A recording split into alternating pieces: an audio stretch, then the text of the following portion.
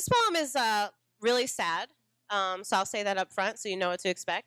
And it was published in a journal called Bird's Thumb, and that was exciting for me because a lot of topics in poetry that people explore, like love and their family histories and things like that, don't often include the stories of educators, because as we know, once again, the stories of educators are really excluded in the public sphere sometimes. So this is a story about school closings, and I'm going to read it now. Can I get the music cut? Oh, so I cannot. That's great. I'll work with it. This poem is called Requiem for Fifth Period and the Things That Went On Then. And it is on the internet if you want to find it. Sing muse of the science teacher, eyeing warily the ungraded projects leaning against the back wall, beneath the board on which she has hastily drawn a pinnate leaf and a palmate leaf.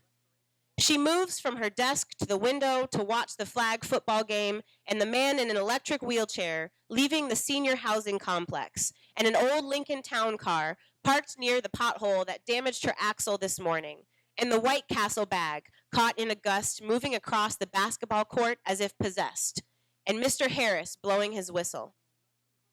Tell us of Javante Stevens in the 4th grade, who is now tapping Mr. Harris on the shoulder to say that Miss Kaiser will be sending over 3 kids who did not bring in their field trip money and cannot go to the aquarium, and is that okay? Sing of Javante's new glasses, their black frames and golden hinges that glint in the sun, and his new haircut with 2 notched arrows shorn at his temple, and his new socks, which are hidden, but which feel best of all, and which were the last of the new things he received from his auntie this weekend when she visited from Detroit and slept on the couch and declared that Javante's improved grades meant that he should have many new things. Sing of the rough-hewn piece of wood Javante uses to keep the heavy door ajar while he walks outside. Call out the noise it makes against the painted cement when he kicks it back in. Sing the song Javante hums as he carries his message back up the stairs, stepping in tune, nodding in tune, to Bo as she calls after him, warning him not to slip on the newly mopped floor.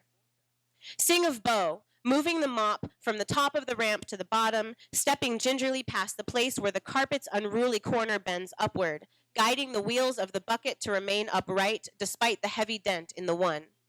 Speak of the pungent, alkaline smell of the water and the slap when the fibers of the mop hit the floor, and the squeal of the bathroom door, and the shuddering sob, audible in the moment that disc 2 of The Broker by John Grisham skips in Bo's CD player, and her pause in the threshold of the bathroom, and her retreat from the girls' room to the boys' room, which she will clean first. Tell of Nikayla Smith in the girls' bathroom, breathing in sharply when the door closes, pushing the stall open gently, moving to the sink, splashing water on her face and wiping her eyes with the sleeve of her blue Oxford uniform shirt. Sing of her heavy ascent to the counselor's office, for today is the day Nikayla will unbutton her collar, and the button below, and the button below, and tug aside the bleached white tank top to show the small round burns that pepper her breast.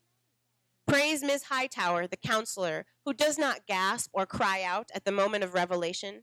She only holds one brown hand in her own, and with her left hand lifts the phone and dials Mrs. Marshall, though she is only just across the hall. Sing muse of Mrs. Marshall, who cannot answer the phone right now. The desk is unattended, and she leans against the other side of the oaken door, the principal side, where a sign reads, "Children are my business," and a doll-like painted woman smiles broadly, surrounded by the faces of earnest people. She is resting against the wood as her forearms strain with the weight of all the papers, colored like oatmeal or dust, each with a label at the top. The first label says Stevens, Javante, and below that Kaiser, and below that the 8 digits of his identification number.